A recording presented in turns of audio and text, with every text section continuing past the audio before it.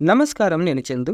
ఈ రోజుకు సంబంధించిన కరెంట్ అఫైర్స్ ఏమేమున్నాయో చూద్దాం. The Indian women's compound team of Jyothi Surekha Vennam, Aditi Swami and Parneet Kaur won the gold medal at the Archery World Cup 2024 Stage 3 in Antalya, Turkey on 22 June 2024. This is the Indian trio third straight gold medal in the Archery World Cup 2024 series. India star batter Virat Kohli became the first person to score 3,000 runs in ICC Men's World Cup, spanning both ODI and T20 formats. He achieved this milestone after he scored 37 runs against Bangladesh in the Super 8 game at the Sir Vivian Richards Stadium, North Sound in Antigua on 22 June 2024. Rohit Sharma is the second position with 2637 runs. ISRO successfully conducted third and final landing experiment of a reusable launch vehicle RLV NVX-3 Pushpak. The test was carried out at the Aeronautical Test Range ATR located in Karnataka's Chitradura on 23 June 2024. Kozhikode in Kerala was officially declared India's first UNESCO City of Literature on 23 June.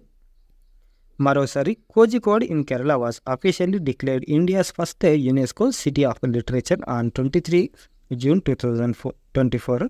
In October 23, Kozhikode earned a place in the literature category of UNESCO Creative Cities Network.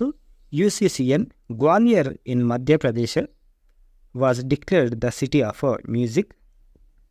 World investment ranking 2023లో దేశంలోకి వచ్చే విదేశీ ప్రత్యక్ష పెట్టుబడులు ఏడాది ప్రాతిపదికగా 43% తగ్గి $23 billion పరిమితమయ్యాయి. దీంతో వరల్డ్ ఇన్వెస్ట్మెంట్ ర్యాంకింగ్లో భారత్ ర్యాంకు 15వ స్థానానికి పడిపోయిందని ఐక్యరాజ్యసమితి conference of trade and development UNCTAD తాజాగా విడుదల చేసిన నివేదికలో వెల్లడించింది. 2022 భారత్కు వచ్చిన $48 బిలియన్ 8వ స్థానంలో నిలిచింది.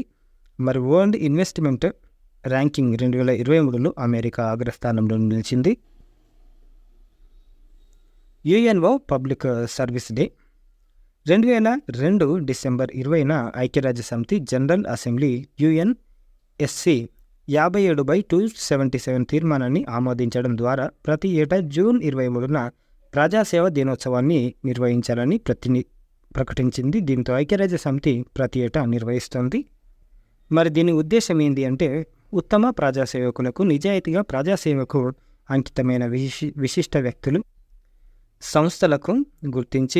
సంస్థలను గుర్తించి గౌరవించడం, ప్రభుత్వ రంగంలో చేరేలా యువతను ప్రోత్సహించడం, అభివృద్ధి ప్రక్రియలో ప్రజాసేవ సహకారాన్ని గుర్తించడం, అసమాన ప్రజాసేవ చేసిన వ్యక్తులు, సంస్థలకు యునైటెడ్ నేషన్స్ పబ్లిక్ సర్వీస్ అవార్డులను బహుకరిస్తుంది. Word of the day nullify. Telugu meaning రద్దు, నిర్వీర్యం. English meaning the word nullify is a verb in the English language. To nullify means to make something legally null and void, to invalidate or cancel something out.